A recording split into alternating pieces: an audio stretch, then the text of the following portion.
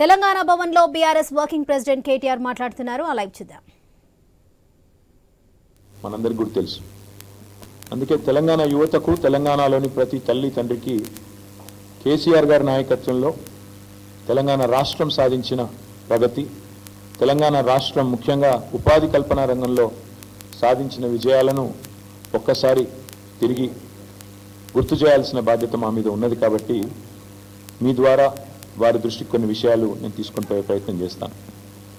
ఆనాడు ఉమ్మడి ఆంధ్రప్రదేశ్ రాష్ట్రంలో యథేచ్ఛగా తెలంగాణకు రావాల్సిన ప్రభుత్వ ఉద్యోగాలలో తెలంగాణకు రావాల్సిన ఉద్యోగాల విషయంలో తీవ్రమైన వివక్ష, తీవ్రమైన ఏదైతే అన్యాయం జరిగిందో ఆ అన్యాయాన్ని నిరసిస్తూ ఎన్నో సందర్భాలలో కేసీఆర్ గారు, అదేవిధంగా టీఆర్ఎస్ నాయకత్వం ఆనాడు పెద్ద ఎత్తున ఉద్యమాలు, చివరికి ఫ్రీ జోన్ హైదరాబాద్ అని తీసుకొస్తే దాన్ని నిరసిస్తూ ఆమరణ నిరాహార దీక్ష కూడా చేసిన విషయాన్ని నేను గుర్తు చేస్తా ఉన్నాను. అప్పట్లో ఉమ్మడి రాష్ట్రంలో, ఉమ్మడి ఆంధ్రప్రదేశ్లో ప్రెసిడెన్షియల్ ఆర్డర్ని, రాష్ట్రపతి ఉత్తర్వులని యథేచ్ఛగా వారి ఇష్టానుసారంగా ఆనాటి అప్పటి కాంగ్రెస్ ప్రభుత్వం కానీ అప్పటి ప్రభుత్వాలు కానీ తుంగలో దొక్కినాయి, ఉల్లంఘించినాయి. జిల్లాల్లో జోనల్ సిస్టంలో ఆనాడు నాన్ లోకల్ కోటా, నిజానికి జనరల్ కోటా అది, దాన్ని నాన్ లోకల్ కోటాగా ఆనాడు నాన్ లోకల్ అనే ఒక నిర్వచనం చెప్తూ తెలంగాణ యువతకు తీవ్ర అన్యాయం చేసింది ఆనాటి అప్పటి సమైక్య పాలకులు. కేసీఆర్ గారి ప్రభుత్వం వచ్చిన తర్వాత, తెలంగాణ రాష్ట్రం ఏర్పడ్డ తర్వాత భారతదేశంలోనే మొట్టమొదటిసారిగా, ఈరోజు నేను కాంగ్రెస్ నాయకత్వాన్ని, బీజేపీ నాయకత్వాన్ని ఈ విషయంలో సవాల్ చేస్తా ఉన్నా. భారతదేశంలో ఏదైనా ఒక రాష్ట్రంలో అటెండర్ నుంచి గ్రూప్ 1 ఆఫీసర్ దాకా 95% ప్రభుత్వ ఉద్యోగాలు స్థానిక పిల్లలకే ఇచ్చే రాష్ట్రం తెలంగాణ తప్ప మరొకటి ఉన్నదా? దయచేసి ఉంటే తెలంగాణ యువతకు చెప్పాలి అని చెప్పి నేను కాంగ్రెస్ నాయకత్వాన్ని, బీజేపీ నాయకత్వాన్ని సవాల్ చేస్తా ఉన్నాను. ఎందుకు కాంగ్రెస్ బీజేపీ అంటున్నా అంటే, ఈ రెండు పార్టీలే మరి భారతదేశంలో 75 ఏళ్లుగా రాష్ట్రాల్లో కానీ కేంద్రంలో కానీ అధికారాన్ని చెలాయించింది, అధికారాన్ని అనుభవించింది, ఈరోజు కూడా అనుభవిస్తున్నది. ఇప్పటికి కూడా భారతదేశంలోని 28 రాష్ట్రాల్లో అధికారాన్ని నిర్వహిస్తున్నది ఈ రెండు పార్టీలే. కాబట్టి నేను చెప్తా ఉన్నాను, కేసీఆర్ గారి నాయకత్వంలో మేము చివరికి ప్రెసిడెంట్ గారి దాకా పోయి, పార్లమెంటుకి పోయి ఆనాటి అప్పటి ప్రధానమంత్రిని కూడా కలిసి ఒత్తిడి తెచ్చి కొత్త జోనల్ వ్యవస్థను తెచ్చి పాత విధానాన్ని సంస్కరించి అటెండర్ నుంచి మొదలు పెడితే గ్రూప్ 1 ఆఫీసర్ దాకా 95% ఉద్యోగాలు తెలంగాణలోని స్థానిక పిల్లలకు, స్థానిక యువతకే దక్కే విధంగా 95% రిజర్వేషన్ తెచ్చిన ఒకే ఒక్క నాయకుడు కేసీఆర్, ఒకే ఒక్క ప్రభుత్వం తెలంగాణ ప్రభుత్వం కేసీఆర్ గారి నాయకత్వంలో. ఈ 95% లోకల్ రిజర్వేషన్ అనేది భారతదేశంలో ఎక్కడా లేదు. ఇది విద్యార్థులు, నిరుద్యోగులు, అదేవిధంగా వారి తల్లిదండ్రులు కూడా, తెలంగాణ ప్రజలు కూడా దయచేసి గమనించాలని చెప్పి నేను కోరుతా ఉన్నా. ఇది సాధ్యమైంది అంటే కూడా, ఈ 95% రిజర్వేషన్ దేశంలో ఎక్కడా లేని మన దగ్గరే సాధ్యమైందంటే కేవలం నిరుద్యోగుల బాధ, ఆనాడు నియామకాల గురించి, నియామకాల విషయంలో జరిగిన వివక్షను అర్థం చేసుకున్న ఉద్యమ నాయకుడు కేసీఆర్ గారే మనం తొలి ముఖ్యమంత్రి కావడం వల్లనే జరిగిన న్యాయం అనే మాట కూడా నేను విజ్ఞప్తి చేస్తా ఉన్నా. అదేవిధంగా ఒక్కసారి మనం గమనించినట్టయితే కేసీఆర్ గారి నాయకత్వంలో మనం సాధించిన విజయాలను మననం చేసుకునే ముందు గతంలో ఉన్న పరిస్థితులు కూడా ఒక్కసారి నెమరేసుకోవాల్సిన బాధ్యత మన మీద ఉంది.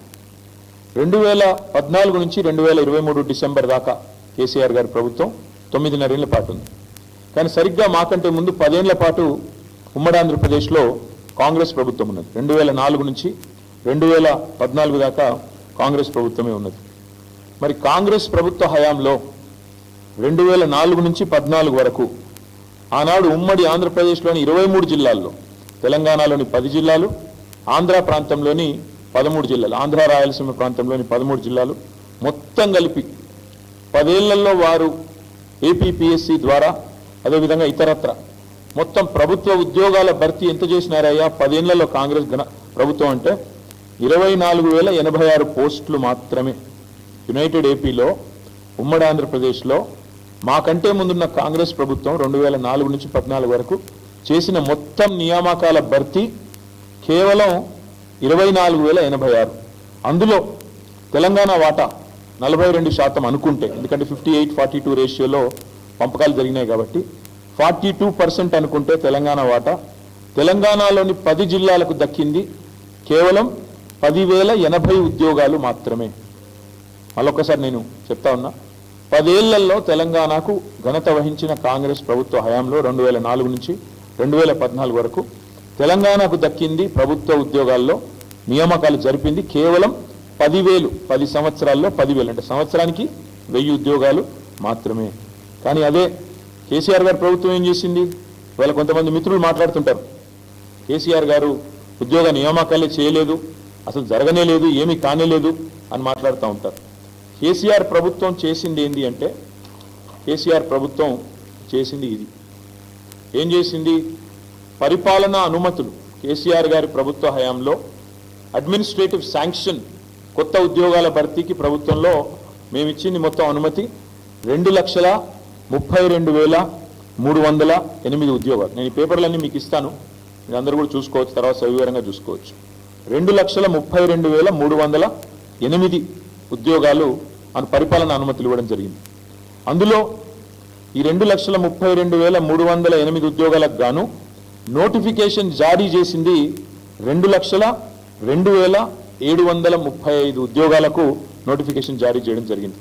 ఇందులో నేను ఒకసారి డీటెయిల్గా లిస్ట్ కూడా చెప్తాను.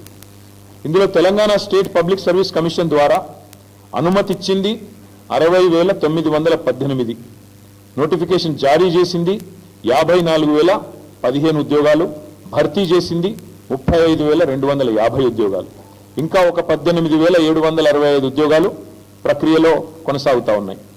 పోలీస్ రిక్రూట్మెంట్ బోర్డు ద్వారా 50,425 ఉద్యోగాలకు అనుమతి ఇస్తే నోటిఫికేషన్ 48,247 ఉద్యోగాలకు జారీ చేస్తే 47,068 ఉద్యోగాలు భర్తీ చేసినాము. 1,179 ఇంకా భర్తీ దశలో ఉన్నాయి. బోర్డు ద్వారా 17,631. కొంతమంది మిత్రులు మాట్లాడతారు అసలు టీచర్ ఉద్యోగాల భర్తీ జరగలేదు తెలంగాణలో అని.